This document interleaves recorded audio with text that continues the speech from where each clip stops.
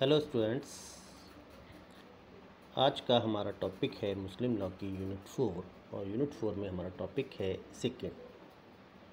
Second topic बात करता है हमारा पेरेंटेज एंड लेजिटिमेसी, धर्म जनकता एंड धर्मस्थता की बात करता है। तो इस टॉपिक को हम पहले देख लेते हैं क्या कहता है ये। पहले बात करते हैं हम पेरेंटेज की बात करते हैं। जनकता, जनक कौन है? पेरेंटेज मतलब माता पिता, पेरेंट्स। तो parentage is the relations of parents to their children. भाई पेरेंटेज जो है, जनकता जो है, वो किससे संबंधित है?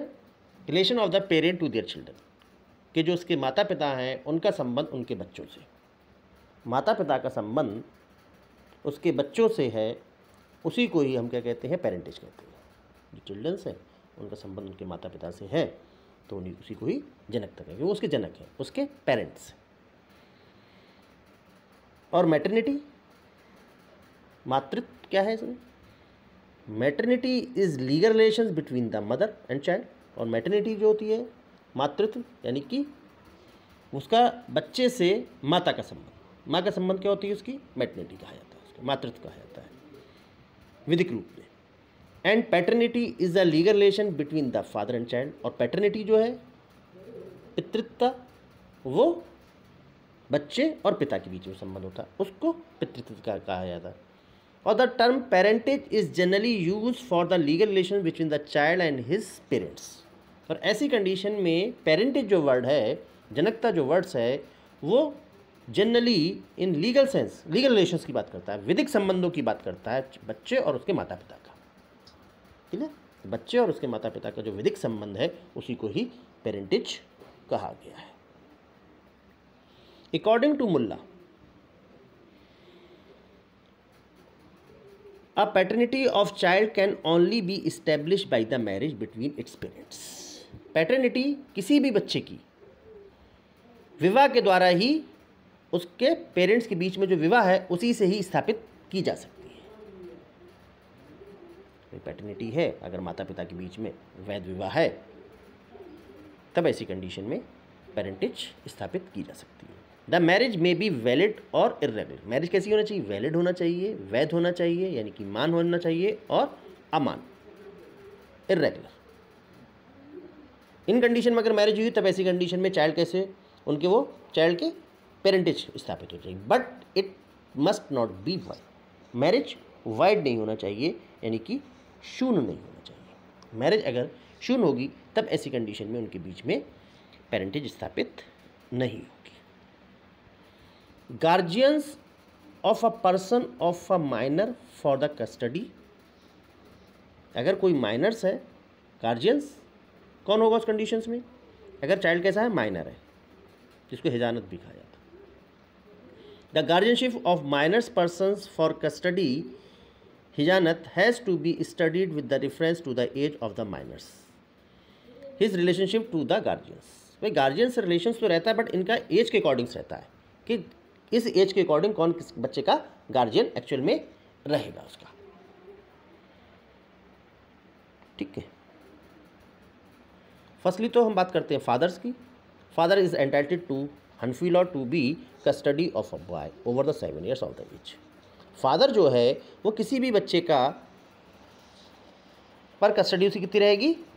Entitled in the Hanafis fee to the custody of boy over 7 years of the age. जब 7 years की एज हो जाएगी उस पर उसकी कस्टडी फादर की रहेगी। And of an unmarried girls who has attend puberty. और अनमैरिड गर्ल है और वो कैसी हो जाती है? व्यस्क हो जाती है, attend puberty. And in Shia law to custody of the male child over 2 years। और शिया लॉ के अकॉर्डिंग्स जब उसकी एज कितनी हो जाती है? 2 साल की बच्ची, उसके बाद उसके फादर की होती है। And unmarried girls of 7 years और मोर। और अनमैरिड गर्ल के ऊपर 7 साल या उससे ऊपर हो जाती है। इसका मतलब कस्टडी है पेरेंट फादर की, तब ऐसी कंडीशंस में अगर लड़का है तो 7 साल के बाद, और अगर लड़की है तो वो मेजर हो जाती है, तब ऐसी कंडीशंस में फादर की उसके ऊपर कस्टडी रहती है कि लड़की अनमैरिड है। और शिया लॉ के अकॉर्डिंग्स लड़का है तो 2 साल के बाद, और लड़की है तो 7 years या उसके बाद उसकी रहती है। मदर की क्या रहती है? The mother is entitled in Hanafi law to be custody इजानत of the her male child until he has completed the age of 7 years. जब तक वो 7 साल की एज कंप्लीट नहीं कर लेता अगर लड़का है, तब ऐसी कंडीशन में वो मदर की उसकी रहती है। And her female child until she has attend the puberty, और जब तक उसकी प्यूबर्टी नहीं होती यानी वेस्क नहीं होती। In Shia law same as it is, उसी का रिवर्ट है जो पीछे भी पढ़ा है। Shia law to the custody over male child till he age of the 2 years, 2 साल तक बच्चे में रहती है लड़का है अगर, और अगर लड़की है तो 7 साल तक मदर की रहेगी। तो ये पेरेंटेज और उनकी कस्टडी की बात करता है। यहाँ से क्या आता है, छोटा क्वेश्चन पूछ लेते हैं, 4 मार्क्स में पूछ लेते हैं जनकता में। और इसमें अब मान बात करते हैं हम लेजिटिमेसी की, जिसको कहते हैं हम धर्मजत लेजिटिमेट, यानी कि जिसको कहते हैं हम लोग औरस या वैध चिल्ड्रंस। ठीक है, तो बच्चों की लेजिटिमेसी कैसी होगी, लेजिटिमेट है या इलेजिटिमेट है, धर्मज है या अधर्मज है। तो Muslim law insist on the existence of valid marriage between the begetter और bearer of the child at the timing of its conception. Muslim law बात करता है, मुस्लिम लॉ के अकॉर्डिंग ये कहा गया है कि अगर अगर कोई भी चाइल्ड है वो मदर के वॉम में आया है अगर, तब ऐसी कंडीशन में उसके फादर और मदर के बीच में मैरिज कैसी होना चाहिए, एग्जिस्ट करनी चाहिए, उनके बीच में विवाह होना चाहिए। अगर फादर और मदर के बीच में विवाह है तब ऐसी कंडीशंस में वो क्या कहलाएंगे, उसके चाइल्ड, ऐसे चाइल्ड कैसे हो जाएंगे, लेजिटिमेट हो जाएंगे। यानी कि विवाह के समय विवाह एग्जिस्ट करना चाहिए जब बच्चा वॉम में, मदर के वॉम में आया था, जब उसने कंसेप्शन किया था, उसने गर्भधारण किया था। A person born in lawful wedlock is said to be the legitimate child of the spouse. अगर विधिक रूप से मदर के वॉम में बच्चा आया है तब ऐसी कंडीशन में वो इस दंपत्ति का, इस स्पाउसेस का, पति पत्नी का चाइल्ड, वैध चाइल्ड होगा उसका। ठीक है, लॉफुल वेडलॉक में आया यानी कि विधिक रूप से जब उनके जो वेडलॉक में आया था, मदर के गर्भ में आया था बच्चा, तब ऐसी कंडीशन में उनके बीच में विधिक संबंध स्थापित थे, यानी कि उनके बीच में वैलिड मैरिज थी। तब ऐसी कंडीशन में वो उनका दंपत्ति का वो बच्चा क्या कहलाएगा, उसका लेजिटिमेट चाइल्ड कहलाएगा। The main point in the case of legitimacy of the child is marriage between the parents. Main point क्या लेजिटिमेसी के लिए, उनके बीच में विवाह जो होना चाहिए वैलिड होना चाहिए। माता पिता के बीच में विवाह है और ऐसी कंडीशंस में अगर उनके बीच में बच्चा बॉर्न हुआ है या मदर के वॉम में आया, तब ऐसी कंडीशन में वो कैसा होगा, लेजिटिमेट होगा। In the case of Habibur Rahman Chowdhury versus Altaf Ali Chowdhury, the privy councils held by the Momnan law, a son to be legitimate must be the offspring of man and his wife। कोई भी बच्चा तब लेजिटिमेट माना जाएगा, कोई भी सन, पुत्र, जब उस कोई पति और उसकी पत्नी के बीच में वैड रिलेशंस होना चाहिए। ठीक है, offspring of a man and wife और अ मैन और हिज स्लेव्स, कि उस पत्नी के बीच में, उस आदमी के, उसकी पत्नी के साथ संबंध है, तब ऐसी कंडीशन में कोई बेबी बॉर्न हुआ है, या किसी जो आदमी है एंड हिज स्लेव्स और उसकी दासी है उसके साथ अगर उसके संबंध है, उनके साथ अगर मैरिज हुई है, उनसे कोई उत्पन्न बच्चा हुआ है, तब ऐसी कंडीशंस में भाई कोई भी चाइल्ड है, अगर कोई भी सन है, वो बॉर्न हो रहा है उस आदमी और उसकी पत्नी के बीच के संबंधों से, या उस आदमी के या उसकी दासी के संबंधों के बीच से कोई बच्चा उत्पन्न हो रहा है, तब ऐसी कंडीशन में वो बच्चा कैसा कहलाएगा, वैलिड होगा, लेजिटिमेट होगा।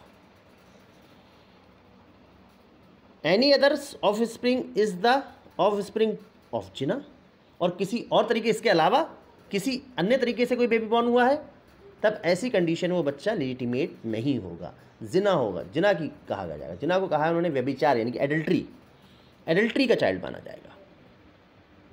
क्लियर? इसका मतलब क्या है, कोई भी मुस्लिम्स है वो अपनी पत्नी से, अगर उस पत्नी से कोई बच्चा उत्पन्न हो रहा है और या उसकी दासी से, तब ऐसी कंडीशंस में वो बच्चा लेजिटिमेट माना जाएगा। और इसके अदर देन किसी और से अगर बच्चा उत्पन्न हुआ है, किसी पुरुष के, किसी और, इनके अलावा किसी और फीमेल से अगर उसके संबंध स्थापित हुए हैं, तब ऐसी कंडीशंस में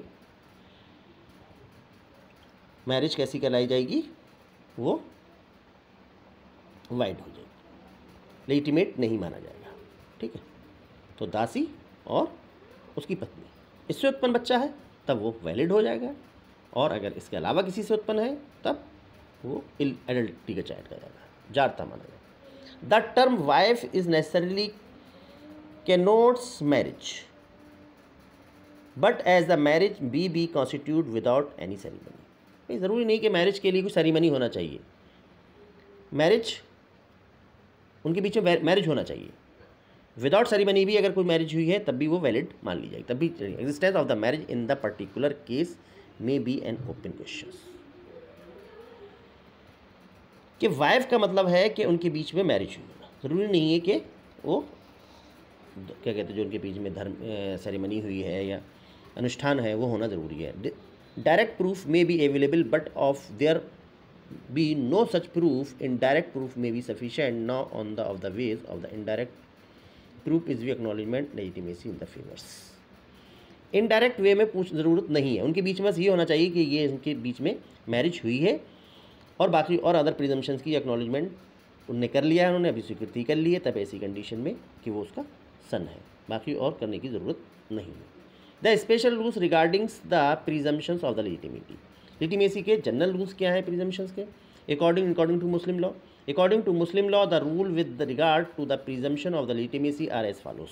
क्या फॉलो दिया?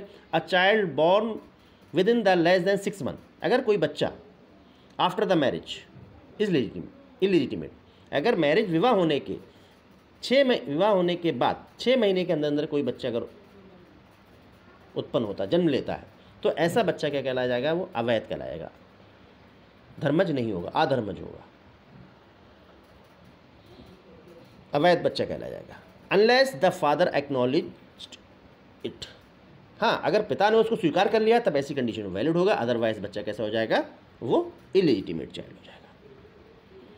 A child born after 6 month from the date of the marriage is presume to be legitimate, विवाह होने के 6 महीने के बाद अगर कोई बच्चा उत्पन्न होता है तब ये प्रिजम्पशन है, ये धारणा है कि ऐसा बच्चा कैसा हो जाएगा?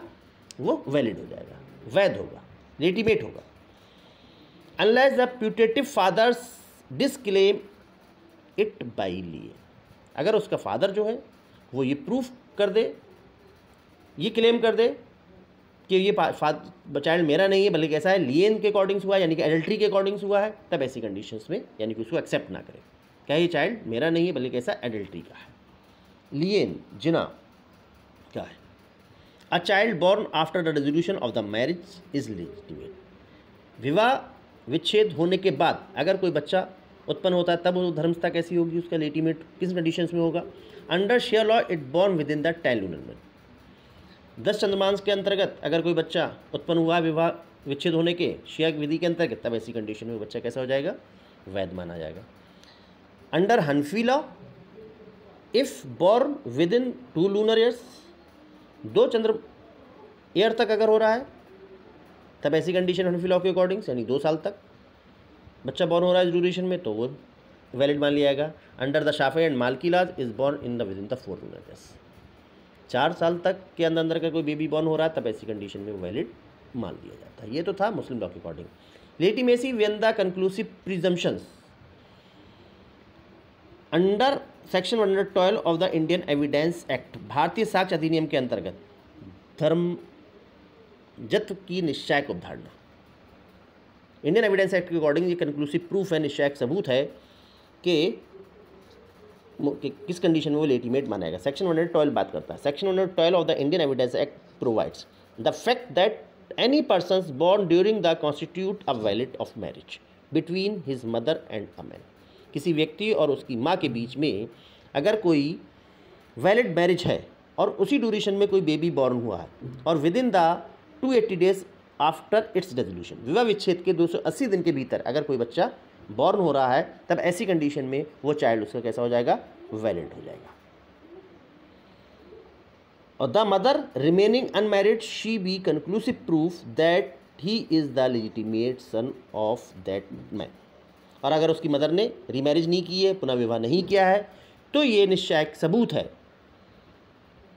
कि ये बच्चा उसी आदमी का है।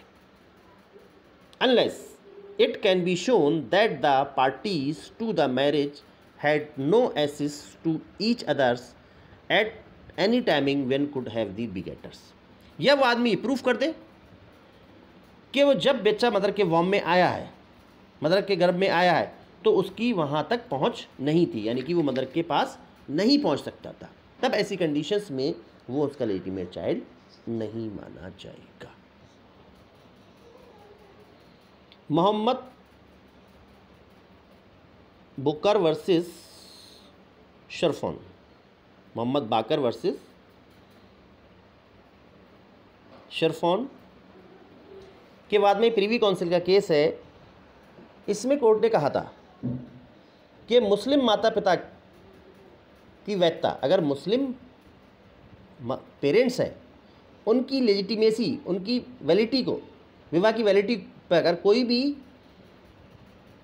फॉर्मल एक्ट है, कोई किसी औपचारिक कार्य से प्रमाण करना, उसको प्रूफ करना है, किसी उसके जो फॉर्मल क्या कहते हैं, कोई भी एक्ट कर रहे हैं उससे प्रूफ कर रहे हो आप, या कम से कम उसके कोई प्रत्यक्ष प्रमाण, डायरेक्ट कोई उसका के बिना संतान की धर्मता की धारणा करना या उसका अनुमान लगाना उचित हो सकता है। कि ज़रूरी नहीं कि आप उसको डायरेक्ट क्या कहते हैं, डायरेक्ट एविडेंस लो, उसकी डायरेक्ट प्रमाण मांगो, उसके बिना भी इसकी प्रिजम्पशन, उसकी लेजिटिमेसी को किया जा सकता है कि बस उनके बीच में विवाह वैध होना चाहिए। अगर माता पिता के बीच में विवाह वैध है, तब ऐसी कंडीशन में कोई और दूसरे एक्ट करने की ज़रूरत नहीं है, और ना ही आपको कोई डायरेक्ट प्रूफ करने की ज़रूरत है कि उनके बीच में कोई वैलिड मैरिज है कि नहीं है।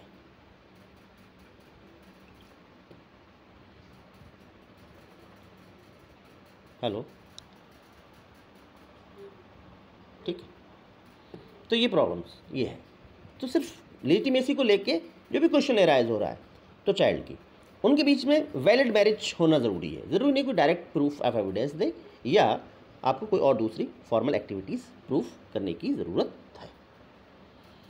ठीक है, तो इसको स्टडी कीजिए आप, इसको देखिए आप क्या कहता है क्वेश्चंस। ठीक है, थैंक यू।